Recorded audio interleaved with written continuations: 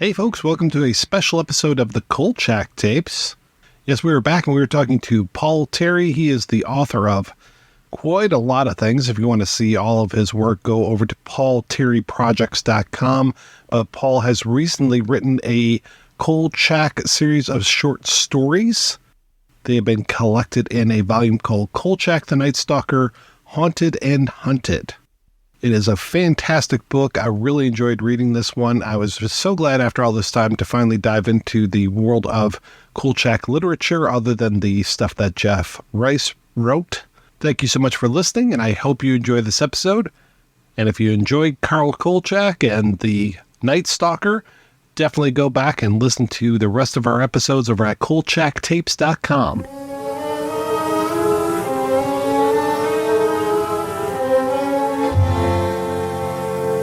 Thank you so much for coming on. I'm really excited to talk to you about your Kolchak work and other things. I would love to know a little bit more about you and your background, because you do a lot of things. I'm not sure if you're aware of that. I tend to tell people when they ask that question, I tend to say, I like making things. I like telling stories. I guess that sort of covers the breadth of it all, but it feels normal to me because I've always done it since being a kid at school. I've always enjoyed doing something that's supposed to be on the curriculum, and then outside of studying or writing essays, making music and so forth. And so going through into adulthood, I think I just thought that was normal. So we just kept multitasking. Your stuff usually relies on other sources in order to have that platform. But then I think you've also done original fiction as well. Is that correct? Yeah. The Kolchak book, the Haunted and Hunted sort of short story collection, that's my first prose fiction proper, if you like. But I've always wanted to dabble into that world and do more of that stuff. And that pulls from many different things. From, as I say, when you're a kid, you're always writing stories and being creative. And then going through to doing more creative writing with collaborations in different mediums. So filmmaking, being involved as a producer, working with directors on their scripts and things, and then co-writing on some of those projects. But you're right, yes, a lot of my other books and writing work was more in the sort of making of space, or was an editor, which I was for a long time. You're editing other people's work and you're figuring out your own sort of like voice of storytelling and how you like to report information. And so yeah, I think it's one of those things where, and I always say this to young writers, write everything. I've written books that are tailored for kids, top 10 books, kind of things like that, as well as making of books about film and TV shows that cover different mediums. So things like Lost, things that are more sort of horror and comedy like Sleepy Hollow, or thrillers like The Blacklist. I tended to say yes to a lot of projects and then worry about how to do it afterwards. That's it. I think that's how I like to work in the creative arts, that you go, yeah, sure, yeah, I'd love to do that. And then you hang up and go, how will that work? But I think definitely a big influence on pitching even these stories for Kolchak. Obviously, I loved the show when I saw the reruns in the UK in the 90s. But I had been writing very intensely in character voices for the X-Files book that I did with Abrams, the first one, the official archive. And so X-Files is my favorite show of all time. And so it was a dream project to pitch. What that did was actually get me, back to school and really figuring out what are the rhythms, how does Mulder speak, how does Scully speak, how is that different, how would they speak in an official report. And so I think years of doing that, studying those patterns, just put me in the right headspace, as well as other previous projects, to say, you know what, I've been developing, I guess off camera is the phrase, away from the official career, my own IP, my own sort of fiction ideas. And so the Kolchak book felt like a great bridger, because it is a licensed book, it is a licensed character, but it was an opportunity to say, as a fan, what other adventures, what other cases could Carl Kolchak find himself falling into as he does? And you talked about the voice of Mulder and Scully, but the voice of Kolchak is so distinct, and you get that perfectly. You nail that voice. I can hear Darren McGavin in my head. Oh, thank you. That's the greatest review. That's, as long as someone thinks that, who loves the show, that means a lot to me. So thank you. I did work very hard on that. I'm curious, what was the secret of unlocking Kolchak? What methodology did you use to bring him back to the page? the similar process to when I did the X-Files books. It's really, you're rewatching the episodes and you're writing notes constantly. And I describe it as you're watching or you're rewatching things through a completely different lens. So when you're rewatching a show or a film that you love and you're just enjoying it for what it is, or when you're doing it professionally for this particular task, it's really, I love sound, I love language. So I'm really aware of trying to drill into those things. And it's really just taking copious notes. It's really just figuring out. There's lots of catchphrases that he comes up with, of course, and Darren McGavin's Kolchak, it's like the actor and the written character just become one, don't they? You can't imagine anyone else being Kolchak. And so it's terrifying when you give yourself that chance to do it. But it's a good fear, I think, because you really feel like you have to honor that character. You can't mess it up. You have to actually get it right. But yes, lots of note taking. I tend to really drill into the kind of catchphrases, the way that he talks in loops, the way he drills things out, like he says strike one, strike two, or he says item and then does translation. And that gives you a kind of foundation of what things he likes to say. But then I was really drilling hard into, he's very economical with language. He's very specific. He's a great reporter. But if he was a writer, if he was a novelist, he'd be an amazing writer because he has great visual language. And he sees things as they are and just calls them out in a almost poetic way sometimes. And within that, there's a sort of, as he calls things as what they are, if something's frightening or there's a lot of tension, he likes to build that drama and call it for what it is. But at the same time, there's that wit, there's that swagger to how he talks. It's a big balancing act, and these things take a while, and you start throwing down ideas about how he would craft something. But I really love the first person perspective for this style. It feels very like hard-boiled, very detective thing. And for me, that just felt like a real treat to go, oh, okay, how do we keep that really present? How do we keep that energy through short stories? And I've always loved the short story format and short film format because you have to do a lot in a short period of time. And I think for a Kolchak case, it's perfect because that also was in my mind, that rewatching the episodes, the movies, of course, as well, but watching the episodes, you get a sense of time being quite compressed and quite kinetic. And that because there's terrible things happening, and Carl Kolchak wants to solve it and stop them. And so that was a big influence as well. I think a couple of my stories take place over quite a narrow period of time. But I think that's an advantage for this kind of story. I think that, and it's just a personal preference. I know other writers have done very different approaches to Kolchak that have been wonderful. But for me, how I like to write and my love of horror and tension and drama and mystery especially, I think when you have a mystery you're trying to lay out to the audience that's in the horror space that you want them to lean in and try and solve with you, it's more powerful to keep it a little bit more condensed in the time frame. The other thing I was going to say was it's not shtick at all. It does feel like Carl. And then, yeah, not only are you capturing the characters, but then putting them in these situations, them like Carl and Vincenzo as well, because you also capture Vincenzo's voice very well. But to then put them in these new scenarios that we've not seen them in before, where it's new ghost stories, new spook stories, new creatures that they're investigating, that's a whole other challenge to this. And I commend you. All of these stories were very compelling. Oh, thank you so much. Vincenzo, I think what helps a lot is that the performances and the writing on the show is so strong. As you say, Tony Vincenzo is just, he's indelible. He's just there. Again, rewatching the episodes for Carl's voice, I, of course, was like, you can't have these stories without Vincenzo being a presence. I wanted to modulate how much he's a presence in the stories because it's like seasoning, isn't it? You got to get the seasoning just right. You don't want to overdo things. And the same with Emily and Ronald. They appear a couple of times, but I'd love to hear that. I'd love to hear that you feel that way about that it's not shtick. And for me, as a fan and as a writer, whenever there's a temptation to do sort of Easter egg style things, I'm terrified of ever drifting into the sort of member berries. Oh, look, we're ticking off things and we're making the fans cheer and go, hooray, that's a good reference. I always wanted any kind of Easter egg to be very organic and very natural so that it really is about the characters driving the story forward, or it's just integral to the story. And so that was another guardrail I put on myself. I was like, don't get tempted by doing too many things. Just do something subtle that feels like it fuels it. And Vincenzo, especially with the book starts with the haunted airport story, just the idea of what would that odd couple be like coming back from something that one person with Vincenzo thought was incredibly important, and the other being Carl being like, can I just go home? I don't want to. How did this project come to you? I like to give myself crazy challenges.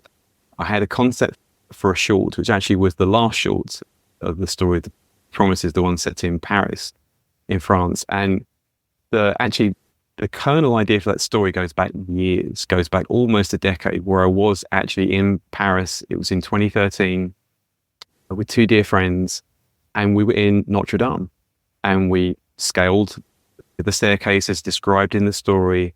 And just those gargoyles are incredible. When you see photographs of them, but seeing them up close, they're so eerie, they're so strange. Even the fact they were created at all is so odd. And a story idea was just stuck in my head since that trip. Was just, there's all these signs around anything about museums which say, do not touch this piece of artwork, do not touch this because they're ancient. And I thought, what would happen if you did? As in, could something quasi-supernatural happen if you broke the rules and you did actually touch a gargoyle? So the story idea for that, what goes way back, so 2013. And then as story ideas do, they tend to linger and come and go in your head. And then I think I was just rewatching some Kolchak and was thinking about this specific story in the context of maybe making it a short story that was nothing to do with Kolchak. And then rewatching Kolchak, it just felt, oh my goodness, it should be a Kolchak tale, because it's almost an impossible mystery that I had in my head. What is happening? How do you solve this? He's the guy. He's a very good reporter. He's very observant. He'll crack the case. And I pitched it to Moonstone, who had the license for Kolchak at the time. And the response I got was, yes, it's a short story. We don't tend to just publish individual short stories. We tend to do them as collections. And again, me being me, I thought, why don't I reply to the email and say, if I did you 4 more stories, would that constitute enough word count stories for a collection? And the answer was, yeah, give me some other log lines for stories. And then again, you see this pattern. I tend to say yes to things and then worry later about how to. I like the challenge. I pitched 4 other stories as log lines once I'd figured out the kind of range of supernatural stories that I wanted to write about. And based on those log lines, the editor-publisher at Moonstone said yes. And I was away with the races last year, and they came together really quickly. I think there was something, I was very excited about doing them. And I think that also fuels creativity when you're really inside the head of a character. And so I really dug back into those rewatches and was really fleshing out. I really wanted these 5 stories to exist almost. I think it's an echo of when I do my music projects. So I really get obsessed with track listing and how music flows between tracks. And so with this book, I wanted to make sure that the short stories, that was the order that they worked. If you remix the order, it wouldn't quite feel as good. And so there is a specific flow to those stories. And as you say, the kind of monsters or supernatural qualities or whatever it is that he encounters that moves through those stories. But yeah, it's one of those cases of almost a cold call, I guess, in a kind of Kolchak way, just saying, hey, editor, I've got an idea. Do you want to print this? And thankfully it worked out. It's interesting because not only are you Carl inside of the head of Carl Kolchak, but then you're also God. And you're the one who's setting up these situations. You're the one who's throwing these blockers in front of Carl. So when you are doing this, do you have the whole thing planned out, or do you just see how Carl moves through this world? It's definitely the latter. It's definitely character first. I have like a kernel about, I like to give any creative story I'm working on that's original. I like to think about a problem that's insurmountable, a mystery that's impossible, and then think about how would the character approach the first encounter with said mystery, with said problem. And yeah, you're absolutely right. The character of Carl Kolchak and then the other characters that he encounters, they almost, writers write in very different ways, I know, but the way I tend to like writing is I let the Carl voice lead the whole story. And so when you're reading these stories, when he encounters someone else, a new character, whatever it is, or decides to do something, I like to frame it under the auspices of that's what Carl Kolchak would do in that moment. And then this happens, and then if there's a blackout or this thing happens, how would then he react? And then how does that inform how the story moves forward? I love the mystery genre. I love the horror genre a lot, but I think that as we all do as fans, sometimes you can see the tent pole, or you can see the structure if it's story first. If it's these characters are just drifting through a story to get to a twist reveal or whatever it is. So I really wanted to make sure that it's character first all the way. And hopefully when people read these stories, they'll see that it's not always the same outcome. It's not always, and that's also something that I wanted to break away from the show. That there is in some episodes a similar structure to how he escapes or solves the problem, which is indicative of that genre. But when you have an opportunity to write new short stories with this character you love, I wanted to break the rules a little bit. And like you said, I was excited to put him in situations that in some respects might feel familiar to fans of the show and the character, but in other respects may feel like, I've never actually thought about Carl being in that situation. How would he get out of it? And honestly, that's what I asked myself. If you have Carl break down in the middle of nowhere and something terrifying starts happening, how does he deal with it where there's no one else to help him? So that kind of idea. I noticed of course, the settings of the stories are very important, at least for me, trying to figure out where Carl is at in his career at this point. How important was setting for you, and especially time period, because that has to be another challenge for you?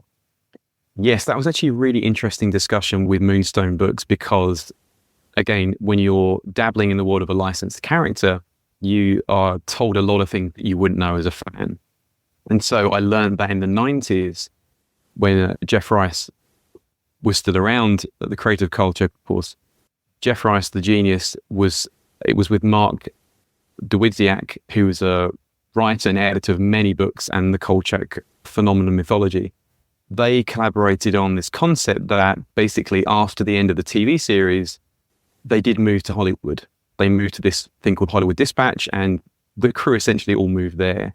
And the rules got really set in terms of the licensed comic books and prose that happened from the sort of late 90s onwards, I think it was. And so again, I didn't know that. But it was incredibly fortuitous because I live in Los Angeles.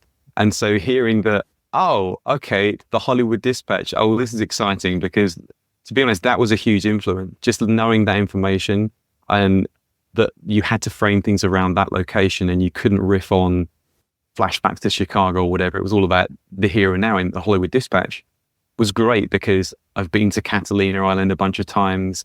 It's a very evocative, inspiring place for stories anyway. I'm fascinated by the UFO phenomenon. I know there are sightings around Catalina. So that idea was like, okay, we should really dabble in some way in that territory.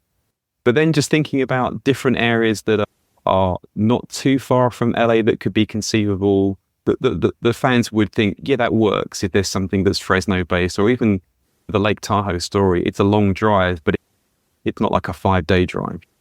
So for me, it was looking at the map, it was thinking about locales, thinking about environments in terms of an isolation of environments or like an expansive, beautiful setting. I really wanted to mix things up a lot. And in terms of throwing Kolchak into situations, as we said, that he was dead set on he was going to solve this or get out of this, but maybe he hadn't really encountered this kind of thing before. And in that respect with monsters, I love that the show tackled a lot of classic monsters or riffs on classic monsters and mythology. And it was another challenge that I really wanted to rise to, which was, okay, we'll do some kind of haunting thing that's obviously related to a ghost in some respect. But I wanted to challenge myself as well and riff on new mythologies. I wanted to come up with, there's a phrase that came, I think it was in the TV show Fringe, and I think it was also then adopted by the TV show Sleepy Hollow, but this phrase called twistery, where they take actual history and they just bend it slightly. So that I love this concept, especially with Kolchak's stories, because he's a reporter, that the reader is thinking as they're reading it, I'm being told something historical, but is this completely real or is it completely fictional or somewhere in between? And so I love that. As a writer, I love doing that kind of research and just folding things on top of one another. That is true of all the stories. There are things that are absolutely true and things that are absolutely, a question mark behind. And there are things that are completely invented, but I'm not going to tell you. I'm not going to ruin the magic trick and tell you how those things fold out. But in terms of the period, you're right. That was a real challenge because I was thinking about if it's the 90s onwards, he's in Hollywood Dispatch, he's a lot older. And it was another rule I was told by Moonstone, which is a terrific rule, which is we never specify the year. You can specify calendar dates with days and months, whatever, but we basically act like it's the present, in quotes. It's just happening. And as a fan, I wanted to keep that 70s vibe in the stories, that things feel like they are that period. I absolutely didn't want to go near anything that would technologically not fit in that space, but just make sure the rules of the story feel like, for me, I just wanted to do a great companion to the vibe of the TV show and the movie. So I wasn't interested in even leaning near the sort of late 70s or early 80s ideas. It was just, this is just Kolchak's world and we'll live in that. Yeah, I can't see Kolchak using a computer. I can't see him Googling. I can't see him using a cell phone. That would just be wrong. If he sends a text to Tony, no. And honestly, if I'd have been told that was the rule, I don't think I would have been as take on the project, because you think, I want to stay in that analog space. And I love the idea of him finding a payphone or asking to use the phone at a motel, whatever it is. It just feels, that's the character, isn't it? Like you say, it just doesn't really fit. Those were the struggles he had to go through. Just finding a pencil, his notebook, the tape recorder. Even though you don't think of them as trappings of Kolchak, they are trappings of Kolchak. The time period is a essential part of them. And I think that's probably where the newer one got into trouble sometimes.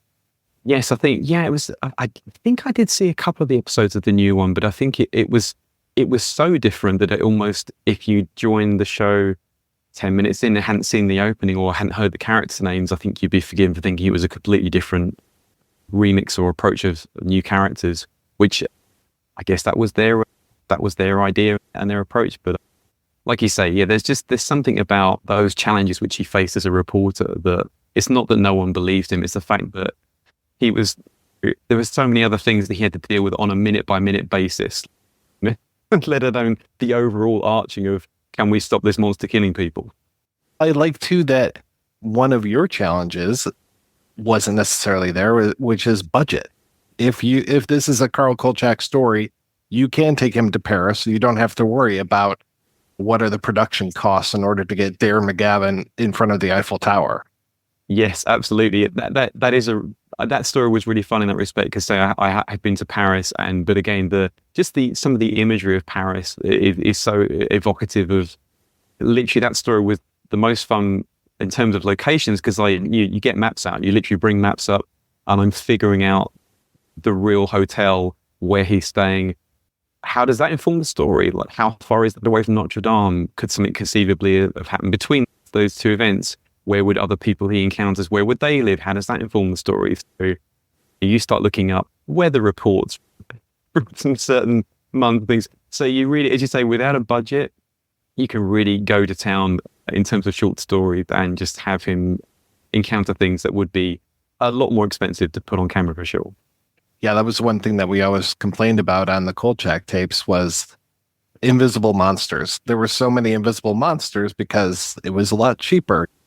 They're great stories, but I totally know what you mean. And it's almost like the Macho Manito, the reveal of those photographs will assemble is probably the most sort of striking thing of that whole episode, because I guess it's the payoff. And as a fan, you're going, oh, wow, this thing's gigantic. And it's this god, essentially, with this eyeball just staring out of the montage of photos. But that's always fun as well when you're thinking about the unseen. And describing those things is always a great challenge as well. And instead of worrying about, I guess it's my love of Jaws. That's my favorite movie. So I love the idea of just slowly eking out the tendrils of something, especially with the first story, having the spectre or the mystery or the antagonist just slowly come into the frame. I'm trying not to spoil things too much in case people are listening, haven't read this or are curious to read it. That's one of my favorite things to do, is that don't show everything all at once. Just do the Jaws thing. Just slowly eke out what the mystery is. And then when there is a reveal, it should be that Brody chumming the water moment. It should be terrifying for the character, for Carl, to be, what is happening? And also for the audience going, oh my goodness, this is actually more terrifying than I expected.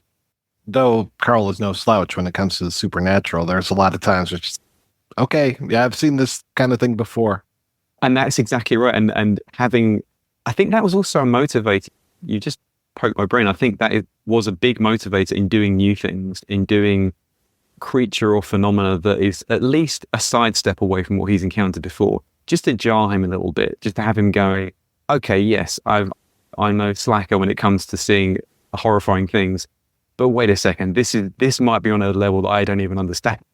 Because that kind of just refreshes the concept, doesn't it, of the reporter surviving the supernatural.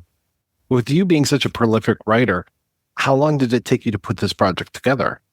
Let me think, reversing my brain, doing the Wayback Machine. It was all 2023, last year. So I think the last story in the collection, Promises, was probably a couple of months in terms of everything. But from the very start, okay, let's figure out how does this Paris story going to work.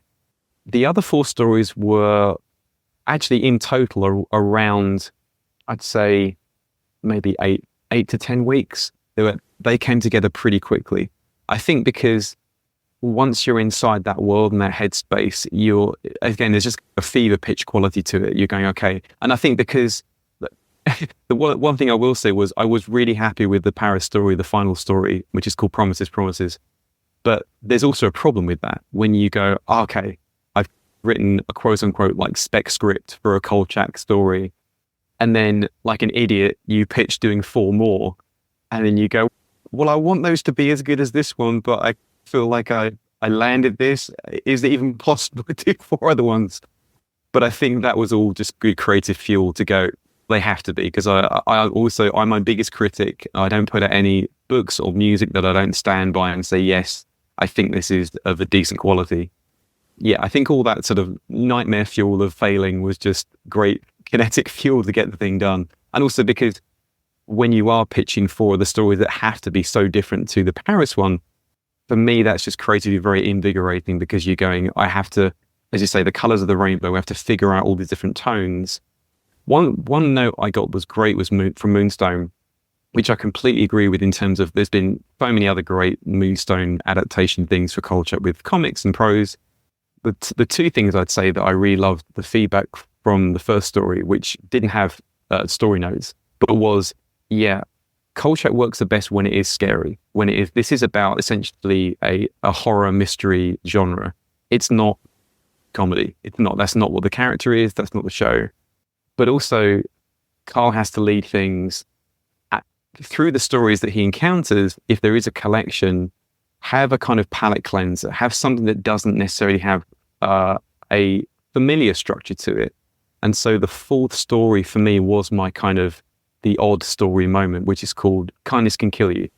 And I won't spoil what the story is, but for me, that was a completely different scenario that Carl hadn't encountered before, and just broke the formula of the reporter getting wind of something and investigating something. It's a character being thrown into a situation that he has absolutely no preparation for at all, and is completely stuffed in many respects. And for me, that's just a great writing challenge to go, is that a story? How can you make that an interesting story? And obviously he does survive because he's the protagonist. He's not going to kill off Carl Kolchak. But what is the exit strategy in those kind of scenarios? That's true too. I didn't even think about that. As far as the tone of those first 2 TV movies is so different than the tone of the TV show. So it definitely felt like you were going more for that horrific tone of those first 2 films. I wanted the quirky humor to come out of characters interacting, or just Carl's thought processes in terms of when he has that great inner monologue with the voiceover, or we either get a sense of him recording something on a tape recorder from the voiceover motif, or it's just his thought processes. And I think he's such a witty character in terms of the drafts, if you like, of his reporting. But yeah, these situations are, we see Carl terrified or we see Carl wide-eyed, but he's never super confident unless I love the way that when he's cracked a theory, when he thinks, okay, well, maybe this flash is going to work for these aliens, maybe I'm going to try or he has a revelation and he's trying to plead with someone saying, no, this actually is going to help us. This actually is going to solve the situation. But yeah, I enjoyed Moonstone's sort of true north of that, going, don't veer too much into comedy, don't veer too much into other genres that are away from the horror genre, because it really is the beating heart of the show is the monsters, the fear and the disbelief. If he's encountering things which no one else is believing, not even his editor publisher thinks there's a shred of truth to it, that's just a great anchor to keep going down the road of. Now that you've been in Carl Kolchak's head, do you want to go back? Is there more Kolchak coming out from you? Nothing planned yet, but I definitely could be tempted. Yes, I think I should again do that thing of saying yes now on the podcast and challenging myself to see whether I could do it another story or collection of short stories. But if it never happens, I'm so thrilled that this exists because, as I say, for what I thought was going to be one story, became a collection of 5 that I'm really proud of, and it's a thrill to hear that you enjoy them. It's always terrifying thinking, please fans know that it's a fan writing them and it's a fan trying to do his best. So if you enjoy them, that's fantastic. It doesn't feel like fan fiction. It doesn't feel like something I could find on the internet. These are real, actual stories, polished, beautifully paced, super well written. So thank you for doing that. Thank you, sir. No, can I have that as a pull quote? I'll put that on a poster. Talking about how prolific you are, what are you working on right now? Because you've got so many different projects that you do. There is the volume 2 of the X-Files, the official archives, which I'm still busy hard working at. That's been a long project, an ongoing project since the first volume. So that's a really exciting one for me because it's the entire mythology of the X-Files, going back from season 1 all the way through to season 11, presented in a similar way to volume 1 in terms of these are the reports that the agents are filing, with some twists and turns, surprises, should we say, in this particular volume, because when you're handling the mythology of the X-Files, there's a lot of things which can't necessarily be handled as exact reports. There's some other ways to handle those things creatively. Music-wise, I just did a really fun soundtrack for, there's another podcast called Return of the Pod, which is began as a Star Wars-led podcast, but become more of a kind of pop culture podcast. And they wanted a new main theme that expanded to being a bunch of cues and themes for their shows. That was really fun to do because they're great guys. It's a really fun show. And there's a film that's currently in pre-production called Kilter, which I'm attached to as the composer. So that's shooting in about 8 weeks, which is a short, which is basically a proof of concept for a feature, which is a director called Bartley Taylor, who I've worked with before. Great director, great creative.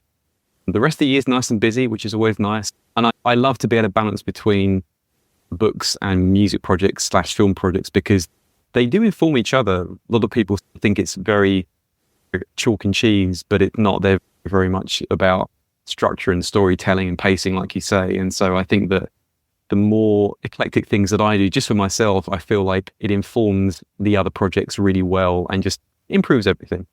Where's the best place for people to keep up with you and your work?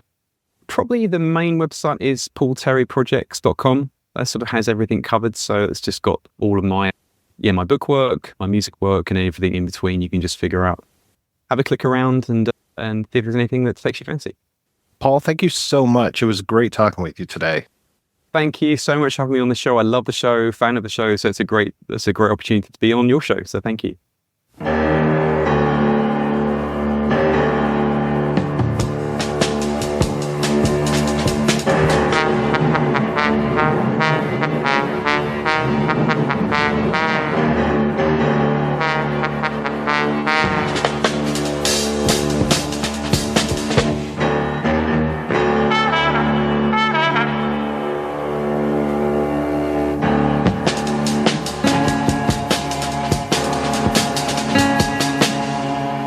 Chop, chop.